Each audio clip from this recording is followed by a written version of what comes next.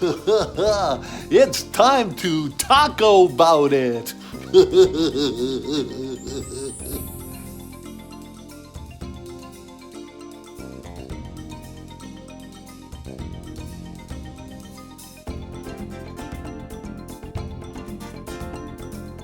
Hey, Pastor Randy here. We just had taco about it night when we talked about kids ministry.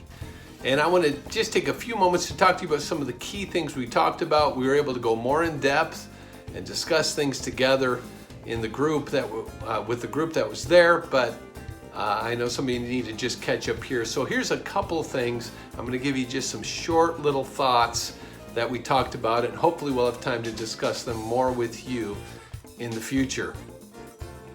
We talked about in Mark chapter 10 verse 16, it talked about how Jesus was doing ministry to the adults, and some mothers brought their children to Jesus, and as you know, the disciples said, no, don't bring the kids here because Jesus is doing what's important. He's ministering to adults. But Jesus was indignant and he said, no, let the little children come to me. And then he took them up in his arms, placed them on his lap, put his hands on them and blessed them. Jesus was interactive with kids. And that's one of the first key things we're looking at is how can we be more interactive with the kids that we are ministering to. We don't want to just be spectators. We want to interact with them. We're not going to just supervise from afar, but we're going to get involved in their world. We know that compassion and care is not given from a distance. It doesn't happen from a distance. When Jesus ministered to over 5,000 people, he was teaching, it says there were 5,000 men. There were also women and children. They figure there's over 8,000 people there. Jesus was doing large group ministry. But Jesus wasn't satisfied just ministering to 5,000. He had 12 disciples. And then, as you know, he didn't just work with the 12. He had an inner 3 that he really invested his life in. We want to follow Jesus' example. Yes, we'll do large group ministry, but we need to break it down to be more individualized and more personalized and focused on that specific person. Jesus talked about leaving 99 sheep to go find the one. He made sure the 99 were taken care of, but he also focused on the one. And so that's the first thing I really want us to look at as we start this school year. We are going to focus on the one. We're going to get involved with the one. We're not just satisfied sitting back and watching a large group thing happen. We're not just going to sit back and watch kids throw toys, across the floor. We're going to get involved and interact with them.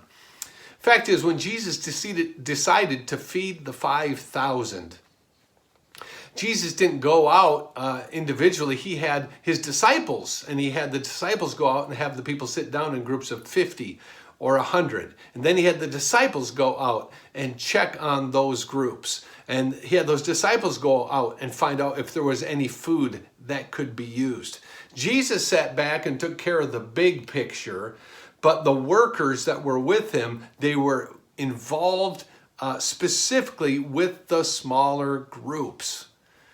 And that's what we're trying to do in our ministry also. We have large group stuff, but we really want to get focused in on the small group and on the individuals.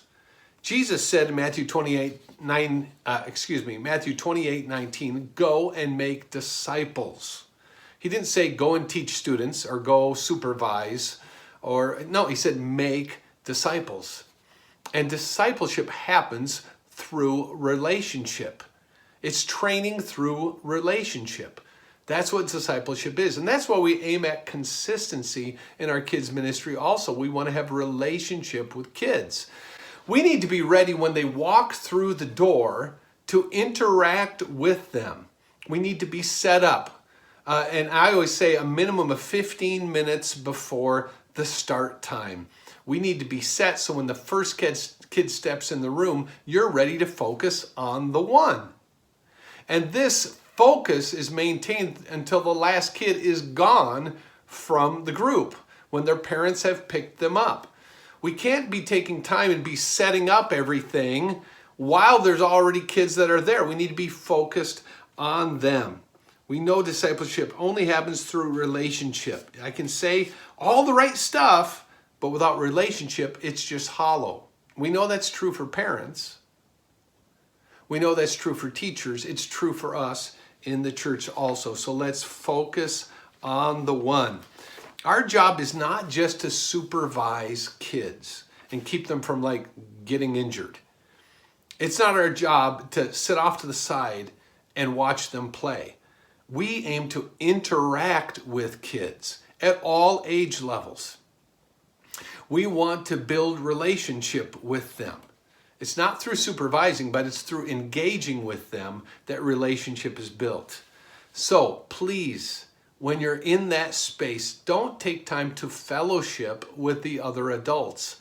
Focus on the kids.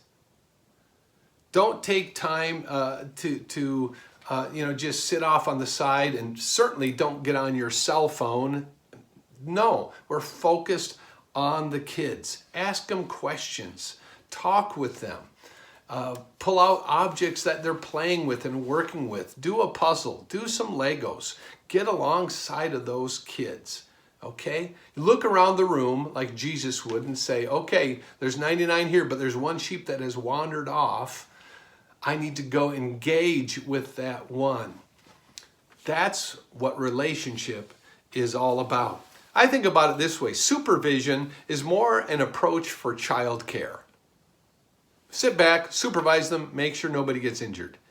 That's not what this is about.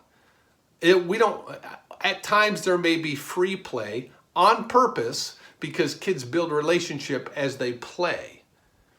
But interaction is the basis of discipleship. Supervision is just watching from afar, but we are specifically choosing to interact and engage with kids. And we need to be doing that. This is not just the job of a couple people, but all of us. Okay? Focus on the one.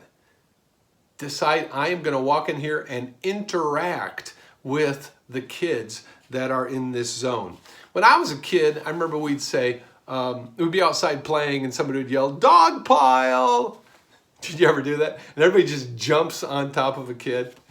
Dog pile. That's kind of the mindset we need. We need to just be ready to jump in and be with kids. Just jump in. Be a part of what they're doing. Even during lesson times, maybe somebody's leading from the front, like I'm leading from the front or somebody else.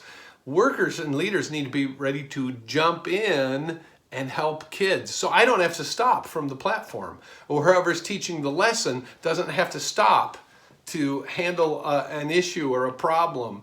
The other folks that are there need to jump in and help that kid. Okay? When Jesus fed the 5,000, he sent his disciples around to scope out what was going on and take care of the practical things so he could focus on the big picture. That's what I'm asking to, is be ready to jump in, engage, interact.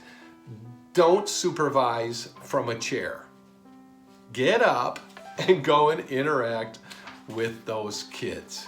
Let's focus on the one and let them know they're valuable to us.